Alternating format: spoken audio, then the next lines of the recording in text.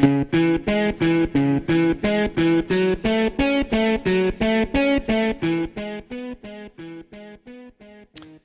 Out of Bounds Show is brought to you by RPT Commercial in Pearl, Rick's Pro Truck in Flowood, and Rick's Pro Truck in Gluckstadt.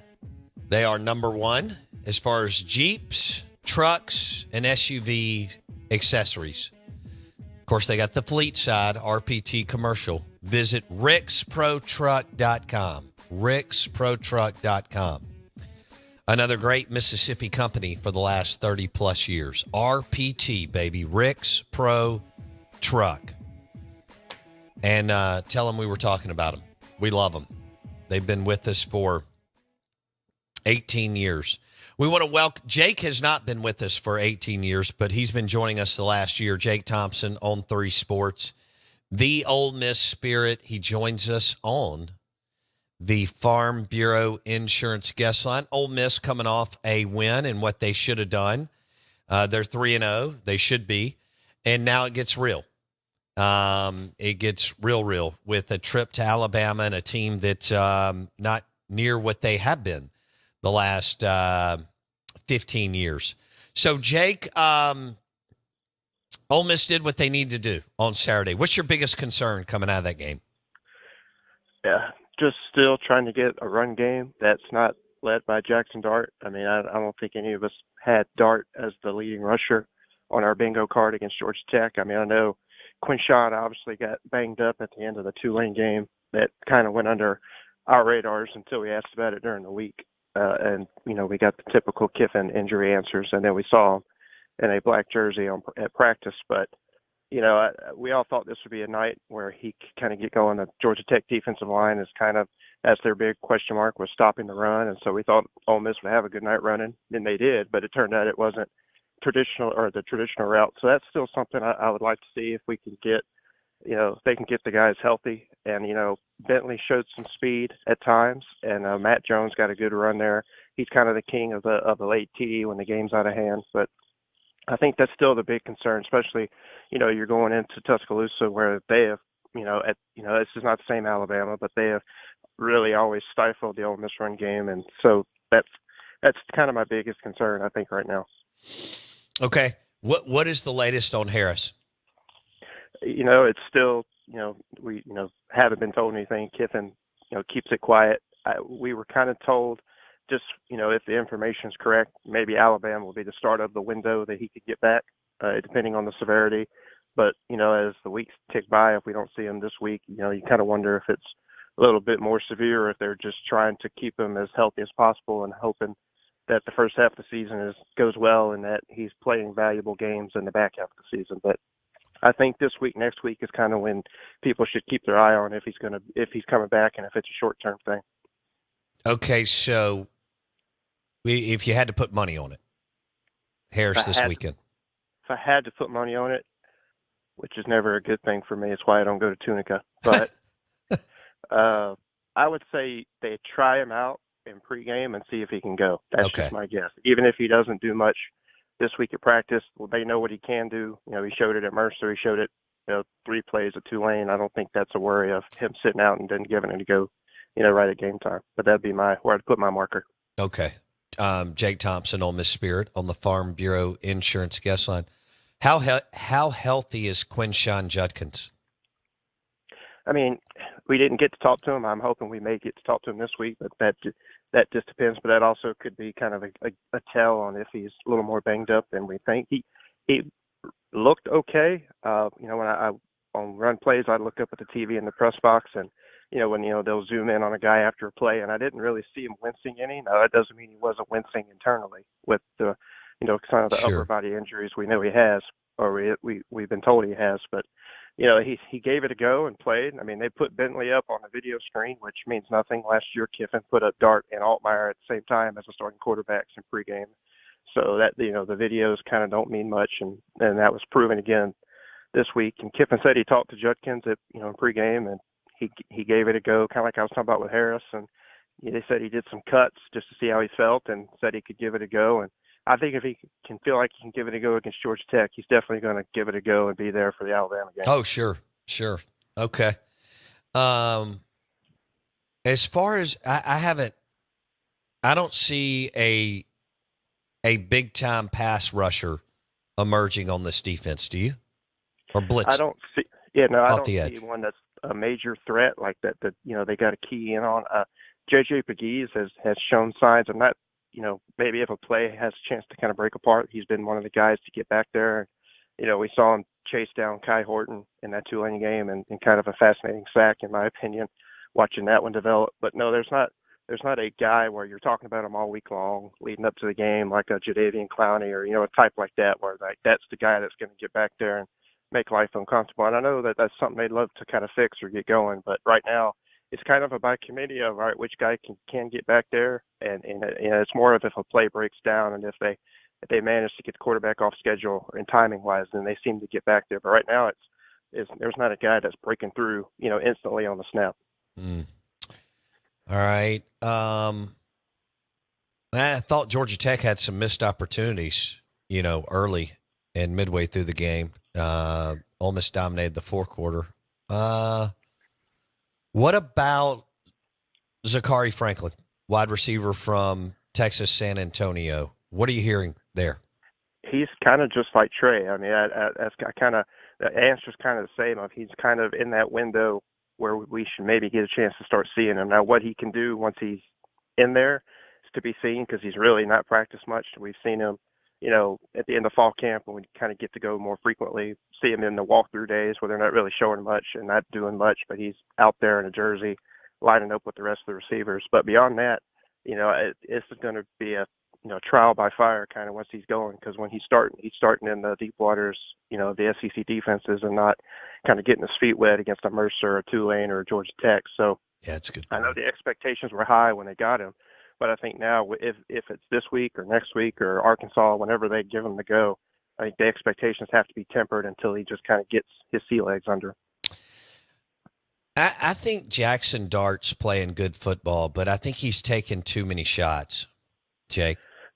Yeah, they're kind of killing my theory of why I felt Spencer stayed around. Now, it could still be the theory internally, but I felt Spencer was going to be the guy if they needed to run the ball and let him kind of take the shots and let Dart be the pocket passer or just the kind of the running passer, scrambling passer, because that's the part of his game he said he improved in so much. And I didn't think they wanted another Matt Corral situation where you have a guy, but he's doing everything, like you said, and taking shots that Dart took this past weekend were kind of the hardest shots I think he's taken when he starts running the ball. Agree. And that way they're not kind of put in a corner of their one quarterback they're relying on is now got banged up legs, ankles, similar to that game that Corral had at Auburn where he had to come out and, they didn't think he'd be back. And then the rest of the season, it was just kind of walking on eggshells in terms of how is his body holding up. And that's why I felt that Spencer came and why he stayed. They told him he's kind of going to be the dual threat with Dart, but right now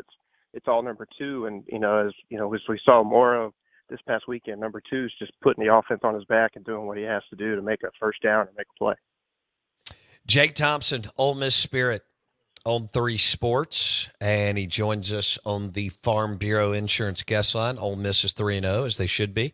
And now we got a big one in Tuscaloosa, and Alabama looks vulnerable. And we'll see. I would have to believe, Jake, and maybe they've just lost their mind over there, but Buckner and Simpson are not the answer. I would have to believe they're going with Milroe. Don't you think, at quarterback? Yeah, I would think that's who they'll go back to. You want them to play Buckner or Simpson, and I don't blame you. But for them, they need to play Milroe. Your thoughts? Yeah, I got to watch a little bit of it just because of the rain delays. So it was on in the press box before the Tech game up here, and they those two guys just didn't impress me. There was a lot of that game that didn't impress me. I mean, it was I know it's set 17-3, but it was 10-3 for most of the second half, and I'd say 95% of the second half till I think they got that last touchdown in garbage time or late in the game, or South Florida had a miscue if I remember correctly. But that was nobody saw that coming, that effort coming. Everybody was kind of questioning why they even went there and why South Florida didn't come there, but that's neither here nor there. But kind of to all that, I think Saban does go back and at least starts. Milroe goes back to him for this game. I mean, he started in for Texas, and they weren't getting destroyed by Texas, and Milroe did okay. So I don't know why he wouldn't feel like he couldn't start him in a game like this, where the SEC play is here and these games matter. Now, once the first series comes and goes and how things go, do we see all three? Do we see another one? I would say we probably see somebody get swapped in and out, whether it's a package deal or Saban wanting to just roll the dice again. But this is probably the most questions of quarterback that I think Alabama's had since maybe early Saban years, if even then. Yeah. No, I agree. What are you doing? Are you going over for the game, or are you going to cover it from the house? No, I'm heading over. This is the one that I've kind of had, like, I think I may have said this before. It's just the game that's been gnawing in the back of my head all summer, that maybe this is the Alabama game that Kiffin finally gets, where it's his turn. All these other assistants that have finally knocked off Saban, and everybody thought Kiffin might be the first guy to do it, and now he may be one of the last. But I still think this is his year. And, even to the 14-15 years, I think this is the one game, or the one Alabama game, that, Ole Miss fans feel like it's more of a level playing field. Those 14-15 games, I don't think you felt that way heading into them, and that you still felt Alabama was up, head and shoulders above. But this is just one of the more mortal-looking Alabama teams I've seen. And I know that's relative to the Alabama standard, but this feels like it's going to be a closer game than it should be. Okay. The line's now at 7. It was at 6.5. I think that's right. I mean, it's impressive because those early season or early summer, those early lines for the big games that Vegas puts out, it's dropped about 10 points since then. Now, I know there's been 3 games played and people have gotten to see stuff, but 10-point drop is still impressive for an Alabama team. Yeah. Yeah, they don't have any idea who they are. I can't believe I'm saying that. They have no identity on offense or defense. Yeah, and I didn't really expect this big of a drop-off. I mean, I know everybody knew what they lost on both sides of the ball, but clearly they lost more than people were giving them credit for. No doubt. I mean, I know they lost 2 top 5 picks, and Bryce Young, and I shouldn't just say that. That's huge. 2 top 5 picks in the first round, and great players. I think it speaks to parity. I mean, everybody's realized, this is how you get players now. It's kind of out in the open. The NIL has allowed that. And so I think for those programs that can do it, it's kind of maybe leveled the playing field a little bit until the elites figure it out to, get back up on top again. I think you're right. I think it's a small window, but it may be a window. You make a good point, because Georgia didn't look dominant either, Jake. I watched a lot of that game. It was South Carolina, I think, was up 14-7, if I believe. 14-3 at half. 14-3. And so, then Georgia kind of woke up, or whatever you want to call it. But yeah, no, it was a strange day for a lot of these matchups. I mean, even I know Colorado's not a Georgia or an Alabama, but they're being treated like it, media-wise perception.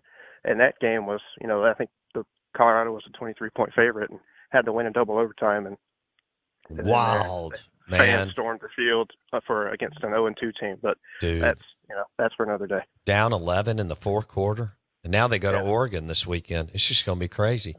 So these next 2 weeks, I think, are where we see maybe the separation come against Oregon and Southern Cal for them. Yeah, I think so. Okay, so have you been to a Bama game, Ole Miss Bama game before? I did. I went 2 years ago. That was my first time. I'd never gotten the chance to go in person till then, and that was the infamous, get your popcorn ready, where he regretted that instantly. Oh yeah. But so it's a fun environment. It's going to be I'm looking forward to going again, and I'm more looking forward to the mood there this year. As kind of what we've been alluding to is, it feels everybody's over there is kind of gun shy, not really sure what to think, and they usually are licking their lips when Ole Miss comes to Tuscaloosa, or have been since Saban's been there. But this year, I think that it's more of a 50-50 type game, and that's what I'm kind of looking forward to seeing as I'm walking around. Is just how these fans are kind of approaching it. Yeah. I'm with you. We'll see what happens with Harris, Judkins, and Franklin. I know Judkins is going to play, but how healthy is he? And then what happens with Harris and Franklin at wide receiver, among others. All right, buddy. Thanks, Jake. I appreciate it. See you, man. Ole Miss Spirit on 3 Sports. He joined us on the Farm Bureau Insurance guest line. National Cheeseburger Day brought to you by Bulldog Burger, Lake Harbor and Ridgeland, Bulldog Burger in Starkville, and Bulldog Burger in Tupelo. Great selection of beers, including Key City here, which is the brewery out of Vicksburg. Key City is the local Mississippi brewery out of Vicksburg, Mississippi. And they have delicious beer. We have it on tap here in studio. We also have Kona Big Wave. Kona Big Wave. Jason and I had a Kona Big Wave last week in studio as we were doing research and development. Kona Big Wave out of Hawaii. Delicious beer. It's a golden ale. Kona Big Wave, golden ale.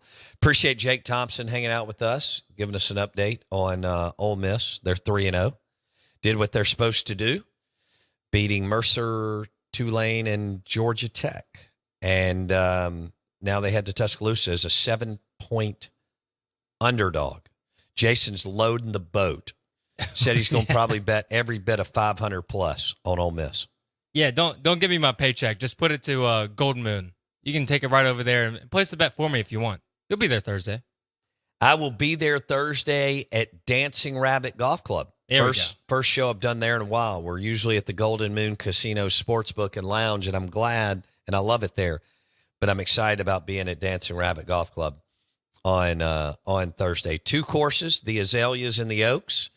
We're getting close to the Ryder Cup, and that's going to be exciting too. And we haven't won in forever over in Europe, and I hope that we do.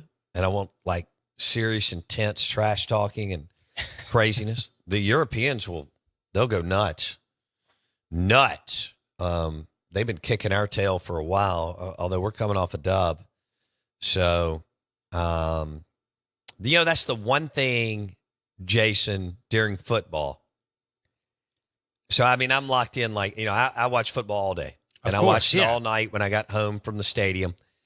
Winnie and I got to sit with some of our closest friends, and we just had an absolute ball. And they introduced us to some of their LSU friends who were hilarious.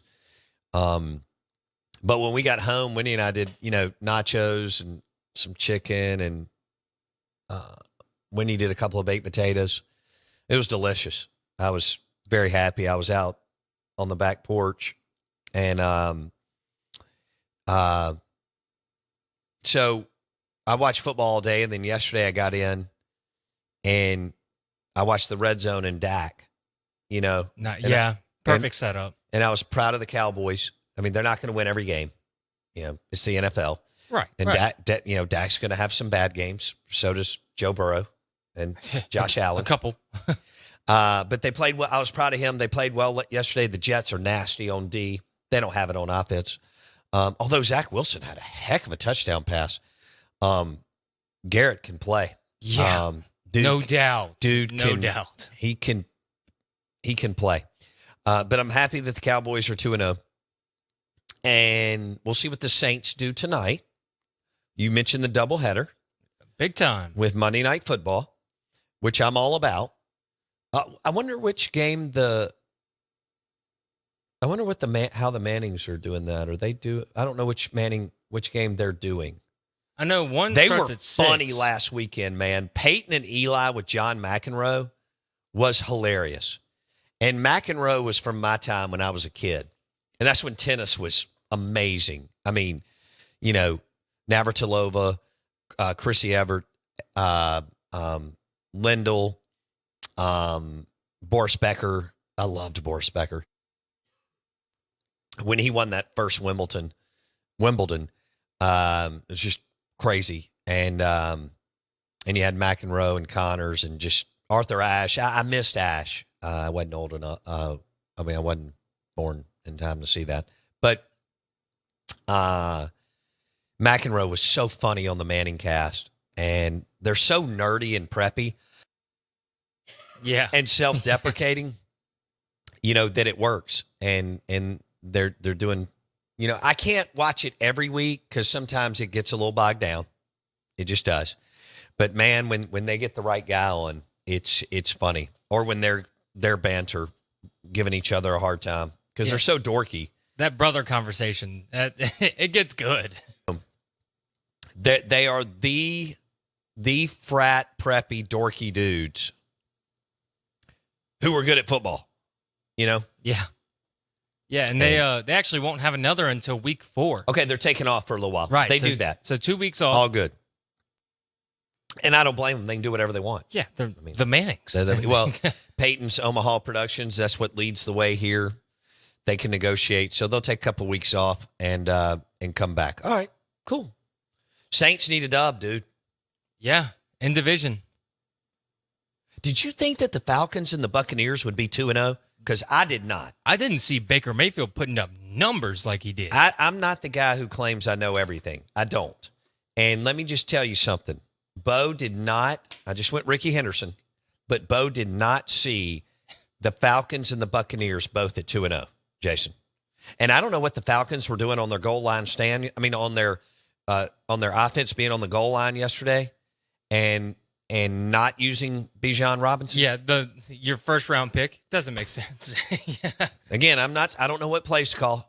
I don't know what schematics you need to do. We're not GMs. I can figure. Look, I figured out a business model in sports marketing and sports. Now, there's a coaching aspect to this. We figured out a model.